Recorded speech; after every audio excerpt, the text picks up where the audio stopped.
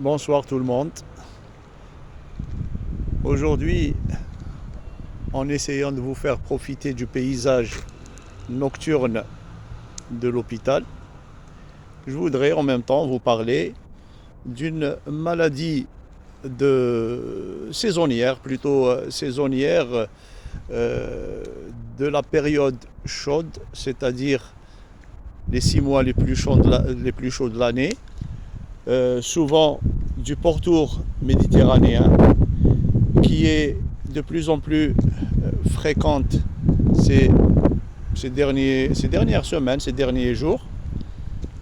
En l'occurrence, la fièvre boutonneuse. La fièvre boutonneuse méditerranéenne, appelée comme ça parce qu'elle sévit dans le pourtour méditerranéen. C'est une rickettsiose transmise par la tique du chien. Elle touche l'enfant et l'adulte.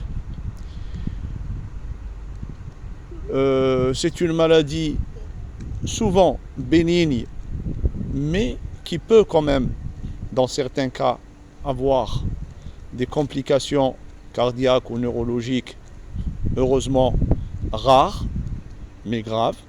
Donc c'est une maladie qu'il faudra savoir diagnostiquer, qu'il faudra savoir traiter. Elle est souvent de bonne évolution, mais elle s'accompagne quand même d'un syndrome infectieux sévère qui abat souvent le malade avec une fièvre élevée, pseudo-typhoïdique, et surtout une éruption.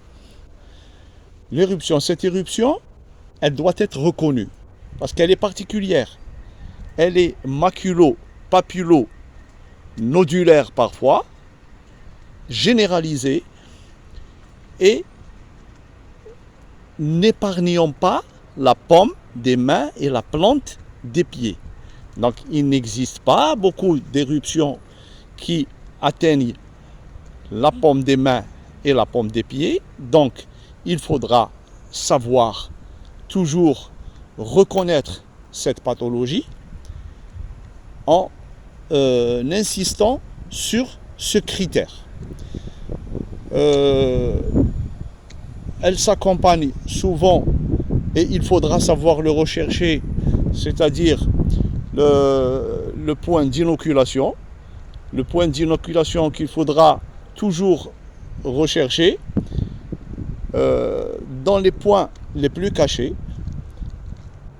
Dans les points les plus cachés, c'est-à-dire derrière les oreilles, au niveau des aisselles, les organes génitaux, dans le cuir chevelu. Et si il n'existe pas, ça ne veut pas dire que le diagnostic n'en est pas un. Il faudra aussi savoir rechercher parfois le point d'entrée, c'est une conjonctivite.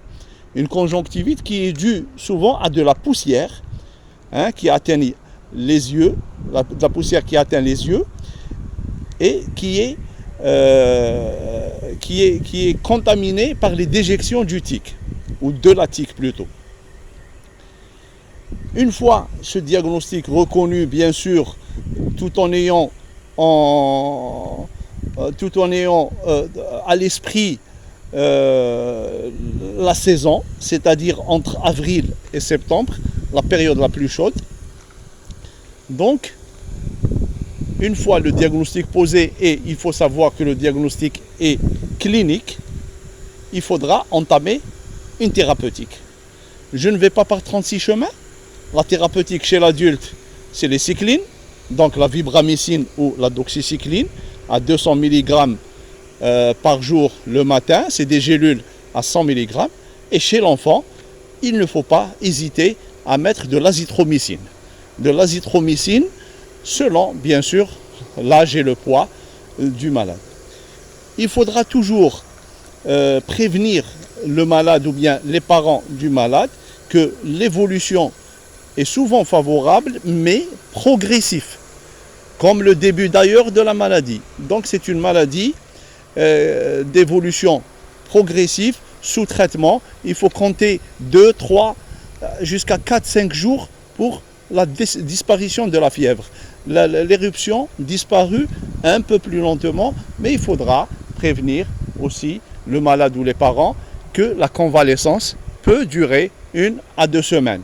Voilà pour la fièvre boutonneuse.